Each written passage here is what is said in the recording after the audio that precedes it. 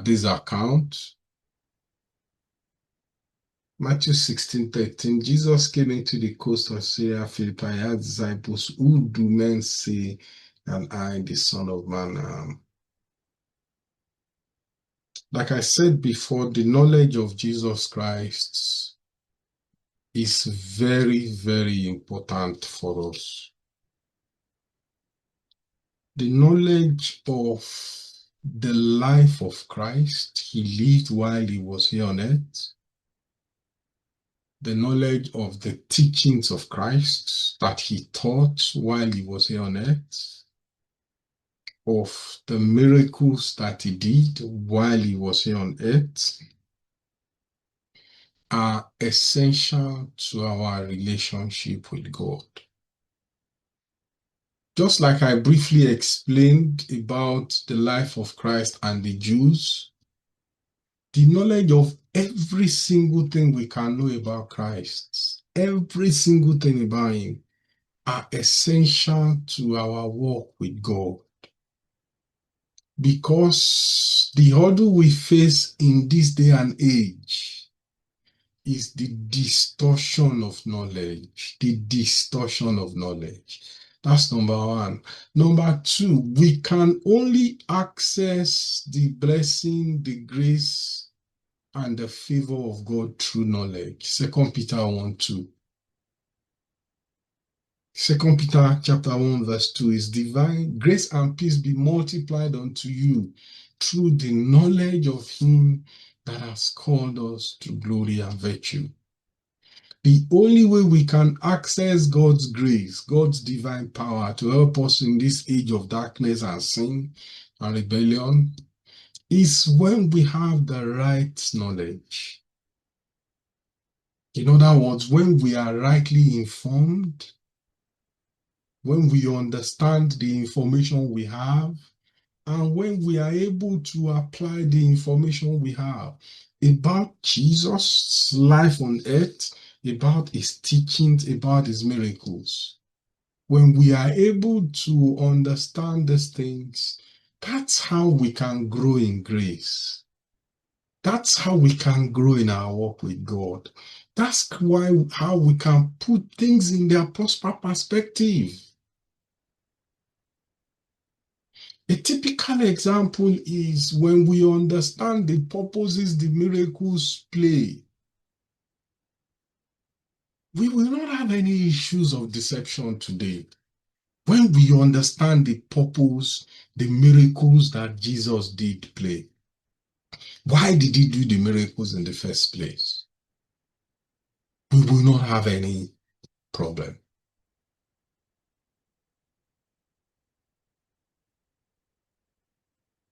Now, by the way of digression, let's analyze why did Jesus do miracles? Luke 4:8 gives us an answer to showcase him as the Messiah, obviously. Again, let's picture a person that grew up in a community. They knew him, he was a carpenter, they knew his father. So he grows up in the Jewish community, he is preaching. The father is not a Pharisee or a Sadducee, he's not a teacher of the law, they are traditional teachers, and he's preaching and teaching. The best logical way for him to get attention and for him to be taken seriously, for them to know who he is when he does miracle. Because the Jews have been used to miracle. They know miracle is of God. Because God did what? Brought them miraculously out of the land of Egypt. So the Jews in those days knew him as the Messiah.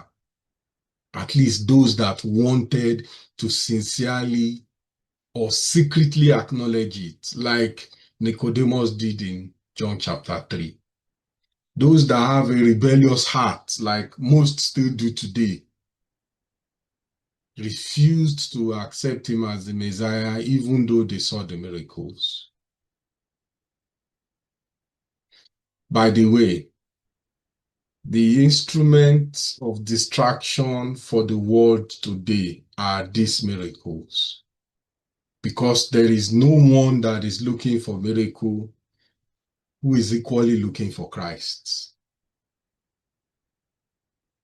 No, there is nobody looking for miracle that is equally looking for Christ. So either the Christian is seeking to know Christ and to love him and everything, or is seeking for miracle. And the irony of it all is Christ has not changed in his miraculous power. It takes only wisdom of God for a person to understand that if I can lay hold of Christ, I am not going to lack any miracle. Because Christ will definitely do any miracle that he has purposed, that is in line with his will. He will definitely do it in my life. So the knowledge of Christ, the knowledge of who he is, what he has done, is an essential. That's why Jesus asked his disciples, so you guys have been working with me for some time. Who do you think the Son of Man is? The answer is getting interesting. Some say it's Elijah, some say it's Moses, Jeremiah. But interestingly, Peter comes up and says, you are the Christ, the Son of the living God. And Jesus says, flesh and blood has not revealed it unto you. I want to say that the knowledge of the true Christ will be revealed to us when we sincerely overcome our own bias of what the world says Christ is. When we sincerely overcome our own premonition. And for us today, the knowledge of Christ is a function of how we interpret the scriptures. The knowledge of Christ is a function of how we see the scriptures. Our understanding of miracle determines the knowledge of Christ. Because if we erroneously believe that people are empowered today because they call themselves man of God to do miracle, then we don't have the right knowledge of Christ. Because miracles are specific things that Christ did to showcase himself as the Messiah. Because there was no Bible in Jesus' days. So he had to speak with authority, backing it up with miracles. The apostles in Acts of Apostles that were establishing the church, laying foundation of the church, they had no Bibles. So they were instructed, commissioned to do miracle along so that people will see that, yes, they too are of God. And the act of miracles today belongs simply to the sovereign will of God. There is no man that is empowered to do miracle today, except God chooses to use that person as an agent to do it. The knowledge of Christ is so essential because the foundation that we have, the relationship we have with God, is not without the knowledge of Christ. Excuse me. The relationship I will have with God depends on the knowledge of Christ that I have. That knowledge can either make me grow in my relationship with God, grow in grace, or that knowledge can make me resist the Spirit of Christ, resist everything about God, even when I'm pretending that I'm working for Christ, even when I think I am doing God's work, but I am actually resisting the person and the work of Christ. Everything stands and falls on the knowledge of Christ. This is what we see in the life of Peter. In this account, we see Peter having spoken the revelation in verse 16 is commended. Flesh and blood has not revealed it unto you. Now, Peter gets this knowledge Jesus says to him, flesh and blood has not revealed it unto you, but my Father in heaven. What was Jesus talking about? Jesus was not saying that God divinely revealed that knowledge to Peter. I don't think so. Jesus was acknowledging that it was God that moved him to speak it out. Because I believe the other apostles, those people, they couldn't speak. Let's remember, Jesus asked, who do people say that he is? They all give answers. He now comes and says, so you, who do you say? All others could not speak, but probably Peter spoke first. But Peter came forth and said, you are the Christ. These disciples did not have any doubt that he was the Messiah. They knew he was. That's why they followed him. Some of them were apostles of John the Baptist. When you read John chapter 1, you will see it. So they knew he was the Christ. That's why they followed him. But Peter, as the first one, was moved to speak first and say he is the Christ.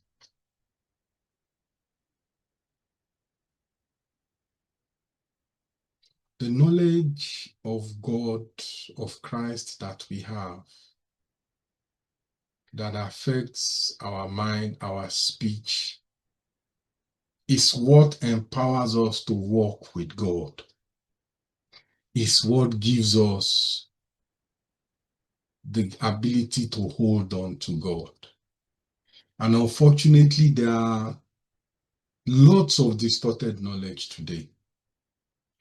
And even we, like Peter, that has received this boldness to speak for Christ or to speak out for Christ, have to take it lest we are deceived. Because when we read a few passages later, it is the same Christ that is doing what? Rebuking Peter. Let's go down. Verse 22, then Peter took him and began to rebuke him, saying, be it far from thee, Lord. This shall not be unto thee. 23, but he turned now Jesus and said unto Peter, get thee behind me, Satan. Thou art offense unto me, for thou severest not the things that be of God, but the things that be of man.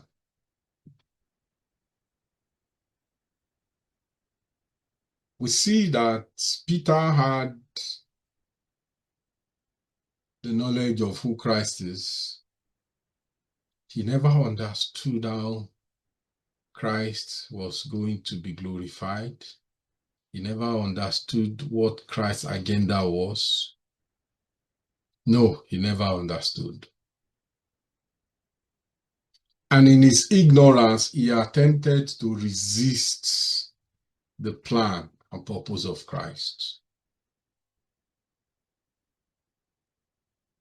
I say sadly today, there are thousands and millions that are soldiers, supposedly in inverted comma, in the kingdom of God, that are actively resisting the plans and purpose of Christ, simply because they are ignorant.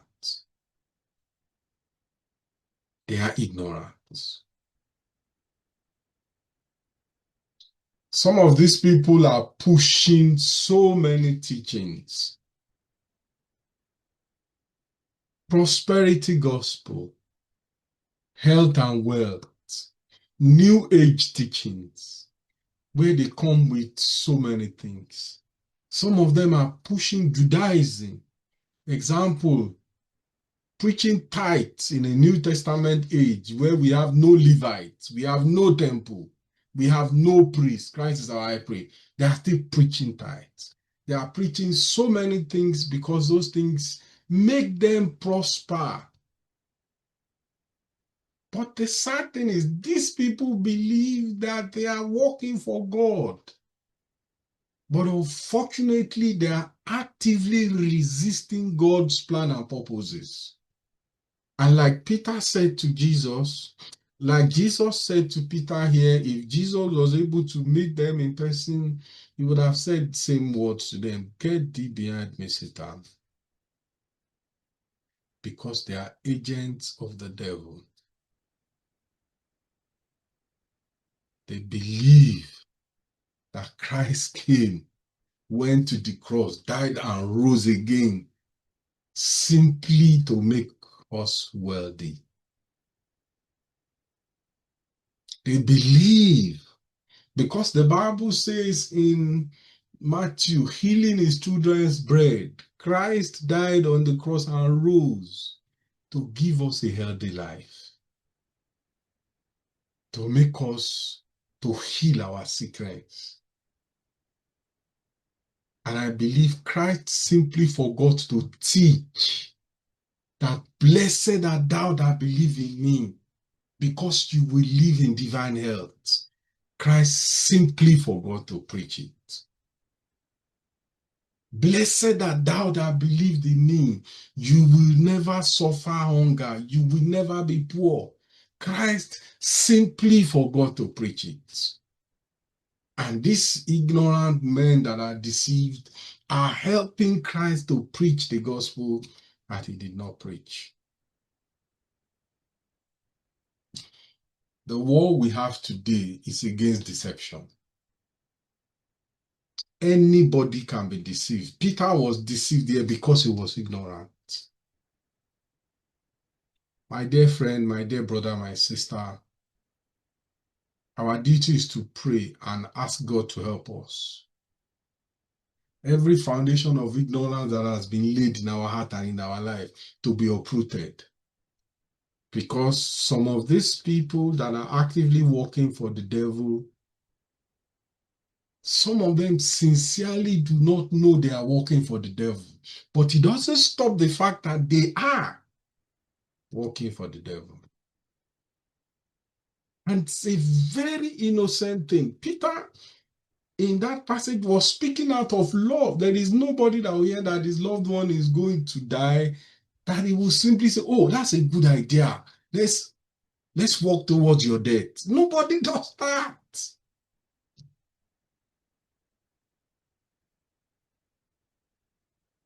Nobody does.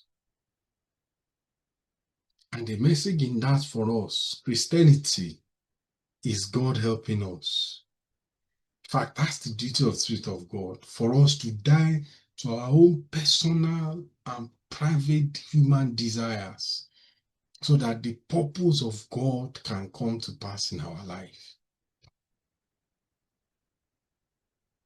Everything that displays pride and self-glory and self-proclamation in us is what Christ desires to take away, so that his glory can shine within us.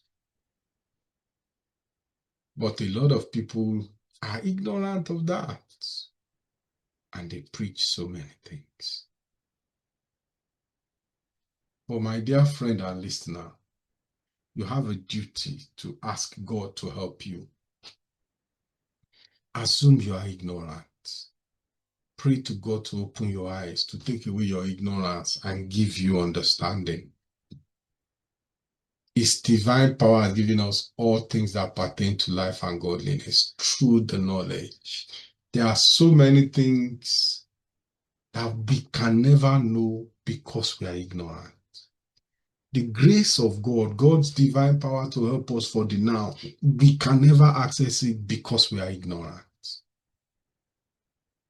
But I want, if God can help us today, there are certain things we need to completely rule out in our theology about God. The purpose of God is not prosperity. It is not health and wealth. The purpose of God, the message of the scriptures for us, is to know Christ, that I may know him. It is to know Christ. That's why the text, Jesus is asking them, so who do you say that I am? It is to seek to know Christ in every area of his life. In every area of his life. Like in Matthew 6, it says, seek ye first the kingdom and his righteousness, and all other things shall be added. So I dare to say to you, my friend and listener,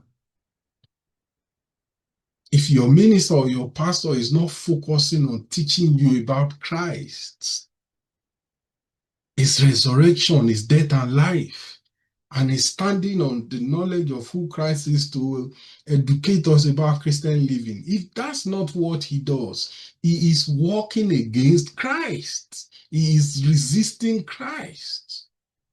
That is the danger of those that preach prosperity gospel. Apart from their distorting the person of Christ, can you imagine dishonest men saying, if you give God money, God will bless you? There is no smart person that I've asked them, please, where is God? I want to give him money myself.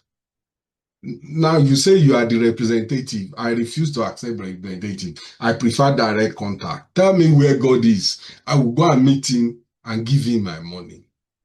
Because a lot of people have believed giving money to a pastor is giving money to God. Meanwhile, the pastor turns around and boasts, look at me, I'm a millionaire, God has blessed me.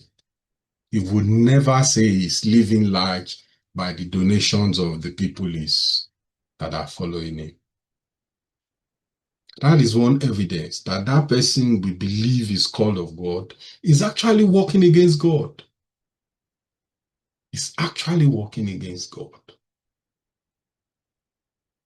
And if we will really know Christ, if we will really possess Christ, if we will really enjoy the things that Christ has presented for us, we must come to the understanding there are some big men that are working against Christ. And God, you will pray to God that God open our eyes to see, because the philosophies of these men has formed the basis of faith of over 90% of Christians. And those people struggle to know who God is. They struggle to know who God is. Because the person that believes that your money given to a man like you can actually influence God does not know who God is. That person knows a transactional God that reacts to money. That's not the true God. Or the person that believes that if you pray with authority, God would do what you have asked for, does not know God. Because prayer hinges primarily on the will of God. So I want to go back to where I've started. If we aim to really walk with God, we would express that walk by seeking the true knowledge of who Christ is, his life, his teaching, what were the things he did, which platform did he come with to the Jews, his death and resurrection, what was motivating the apostles, which role did miracle play in the life of Christ and the apostles, which role is miracle playing now, what purpose does the Bible serve? All these basic things, when we know them, we put them in the right perspective, we will be able to walk with Christ. Because the hurdle we have today, the reason Christians are not shining as Christians today, because majority of Christians are deceived. Majority of Christians are focusing on what is not relevant at all. And I pray that God will help you, my listener, to stop focusing on things that are not relevant, so that we can focus on the primary issue, which is to know God, to grow in grace, to walk with God, and experience the fullness of God's blessings. That is my prayer for us.